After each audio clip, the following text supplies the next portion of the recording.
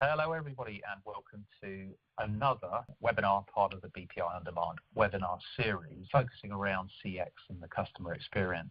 Today we're going to be talking about customer experience within the B2B world, so business to business.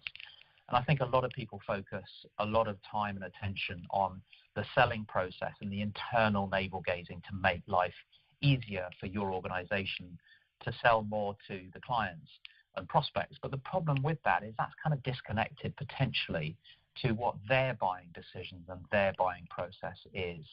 So today we're going to talk about how to make the buying process easier. So thinking about everything from the customer's eyes and ears. So looking at the next slide, myself, I'm Fred Wilkinson. I founded BPI On Demand a number of years ago, and please do follow me at CX Fred Wilco, and also the BPI On Demand Twitter handle is at BPI On Demand. So agenda for today, CX, customer experience in the business-to-business arena. What's changed now in the next part, which is the modern buyer? What are they doing differently to what they might have done 5, 10, 15 years ago? And how can you make that buying process a little bit easier for them, for it is them who are going to buy? How do we achieve this? And then ultimately what's next? And hopefully you can follow us to maybe some further webinars in this webinar series that we've got for you from BPI On Demand. So on this slide, we're talking about actually the building blocks to real expertise and trying to build together these environments where we haven't got silos anymore. Customers buy in an integrated fashion. Unfortunately today, most organizations still have silos between marketing, sales and service. Because we need to understand we don't know what we don't know in unknown leads. If you put it through the process of gaining customer insights, lead management, trying to nurture with marketing automation platforms and drive a conversion between a piece of data, someone that might be interested in, something that is sales ready, moving through the hexagons. Commercially teaching, automating sales to guide people into the right direction, the right choices that the customers are leaving behind, and leaving what we call these days a digital footprint, potentially on the website, e-commerce platform, and obviously within B2B is things like, have they gone to your website, have they followed you on Facebook and Twitter, all these sort of connections that we can have socially and obviously face-to-face, which is still critically important in the world we live in. Enabling sales with the right data. And then finally, looking at that transition into actually closing and making it easy to buy, that you can quote and you can convert quotations, get the approvals internally. The client doesn't feel as though they're waiting for a quotation or a proposal. How many times have we all, if we put our hands up, forgotten to send that proposal, on time or, in a timely fashion straight after a meeting with our clients, when they're still hot and looking and thinking of that buying process, through to then engaging with the operations team to produce the service and deliver the service B2B and making that customer delighted with service excellence. And then finally, with the piece around knowledge, knowing that whatever experience and customers have is that after they've bought something or as they're consuming your business-to-business service, are they actually satisfied, and can they serve themselves with education, with knowledge management on that final hexagon towards customer delight. This is an interesting slide when you talk about the buying process. Interestingly, 75% of buyers have actually made their decision before they even speak to you, before they speak to a salesperson.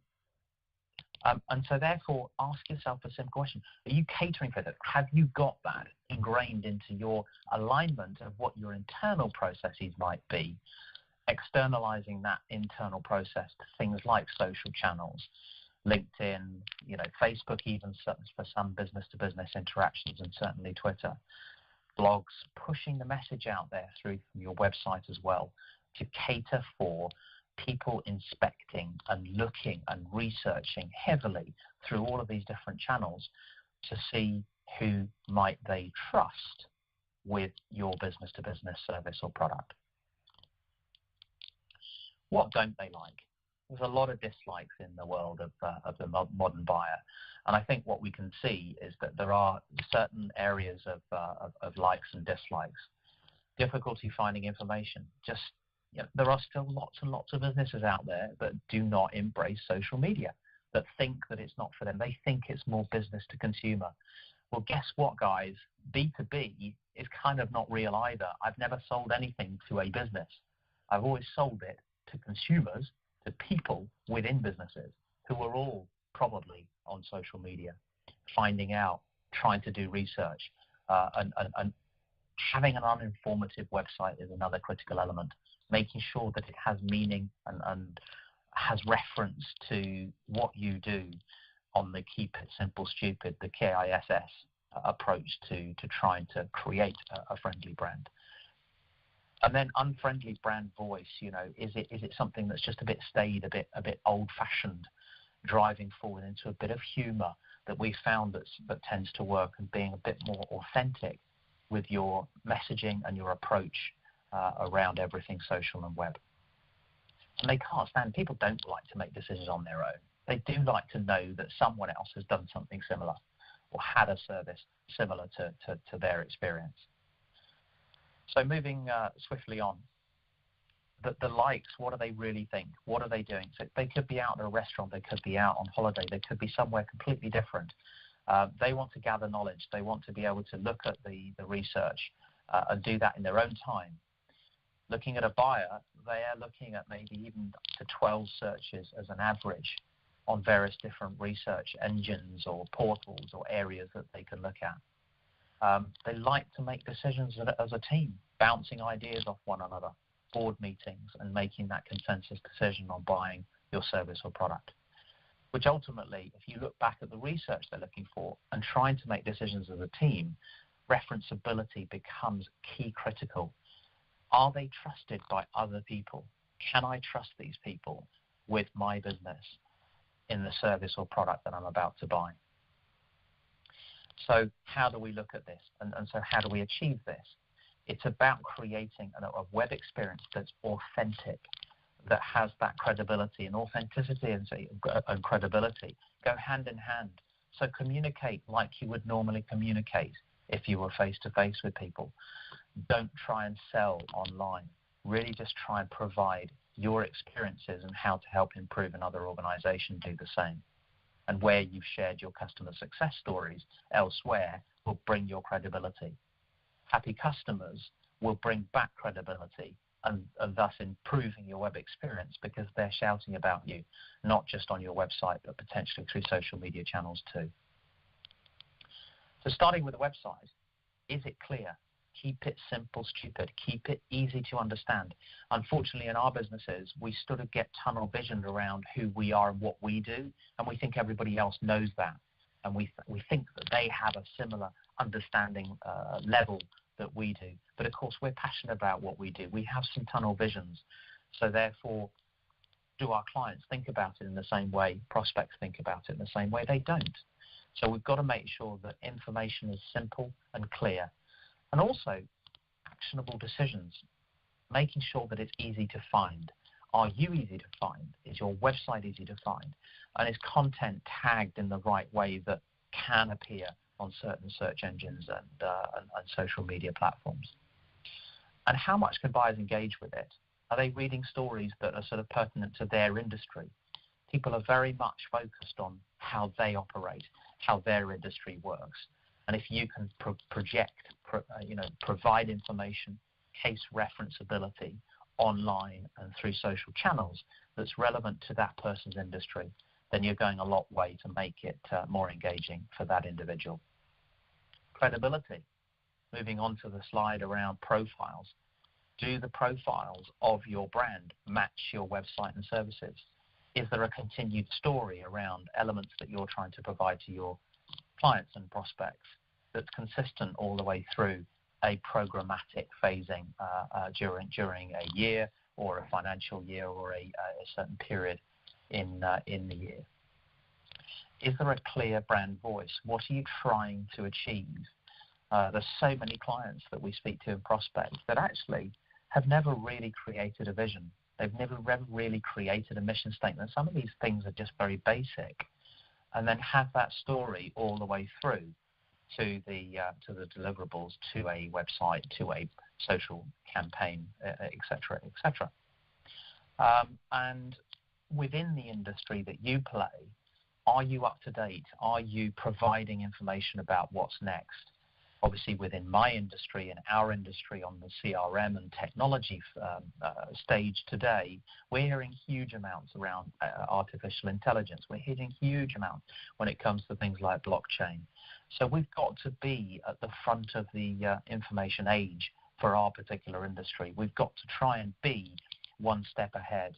And that really does take a lot of work in attending events and driving that knowledge. Are you doing similar things? Can you hand on heart say that you're building that credibility? And then once you have that piloting and experimental view of the future in your industry, are you piloting things? Are you experimenting with some of your prospects and customers? Finally, looking at how you're building this trust with your end customers. When you get your customers, repeating businesses and great stories and great relationships are key. We're extremely lucky, but we're doing something right in our journey at BPI On Demand, that we have the highest renewal rate in our industry. We have customers who simply pick up the phone to us when they move to a new company and say, Fred, guys at BPI, can we have the same again, please? And that's incredible when you think about how difficult it is to find new customers and how expensive that can be. So advocates are really key critical to all organizations. So building that happiness, and not just metrics around happiness, about net promoter scores, about customer satisfaction surveys. Go and speak to your customers, meet with them, shake their hands, talk about them, and talk with them through social channels as well. Get them engaged with your brand through various different attributes, such as webinars, for example. Invite people to them. Have events, have lunches, have breakfast seminars. Talk to your customers about what it takes and what would it take for them to become a brand advocate for your business too. And do you have a referenceable network? I think LinkedIn is the most common used social network now around referenceability. But it literally is, and call me a geek. But yes, there are some times when I do at the weekends at rugby practice with my kids or something, I might just mention, what do you guys do, to the next decision maker who's got their kids playing rugby at the same time. But don't just think referenceable network is about social media and online on its own. I'm such a firm believer about picking up the phone still, talking and meeting with prospects, going to events that are likely to be the same sort of buyers that you're trying to connect with and decision makers. And here's a tip for the day. If you think about all of these middle-aged men in their lycra, a lot of them are in their 40s. They're probably at director level, and those are the decision makers. So, hey, why not sponsor some sort of cycle ride or some sort of Ironman event, because a lot of them might well be prospects and or customers of yours and decision makers, because that's kind of the age range that we're still living in. And I think going back to the point about what do BPI do to try and achieve this for our prospects and customers and drive that easier buying process? Well, we focus, number one, on the people. People are who buy products. As I said earlier on, businesses don't buy products. It's about a team of individuals who are looking to buy your product or service. Get data about them. Understand them as much as they're researching you. Research them. People forget about this information. And I think when you look at really bashing down the silos between the front office and back office applications and organizations, is getting every piece of data onto one single platform that everybody can see, no matter what department you're in, what device you're on, or where you might be. Really accessing data at the right time, on the right device, about the right people, obviously securely, and not giving access to everybody. Defining the process should come from your customers. How do they buy? How will they buy? How will they research? And align your business, breaking those silos down with data, but also breaking silos down with process, documenting that. What is their customer journey? What is their vision? And establish a new vision to align to the customer's vision. And finally, when you really have all of those elements, the people, data, and process together, then think about what system, what technology is best fit for you guys that's going to be adopted on both sides of the equation. The customer's side, they're going to adopt because they're wanting to buy from you or wanting to buy more as an existing customer. And that your sales engine, your process of actually getting that buying process from the internal standpoint is fitting exactly. And that the technology is not only ready for today, but also ready for the future with things like artificial intelligence assisting the ability to deliver. And by the way, things like artificial intelligence are here today already, so it isn't necessarily all just about the future too. So what's next? Tune into the next webinar, which will be released during November. Sign up for the updates on our webinar page itself, straight onto our website, which is www.bpiondemand.com. And please also follow us on Twitter and on LinkedIn. Search for the BPI On Demand company name, and also by all means myself at CXFredWilco as my Twitter handle too. Ask yourself a question. Are you having some troubles? Do you not know where you might start, or do you would like more help with regards to how to improve your customer experience, and obviously today's conversation around improving the buying process and making it easier in the B2B world? Thank you for listening. Look forward to seeing you on the next webinar in November.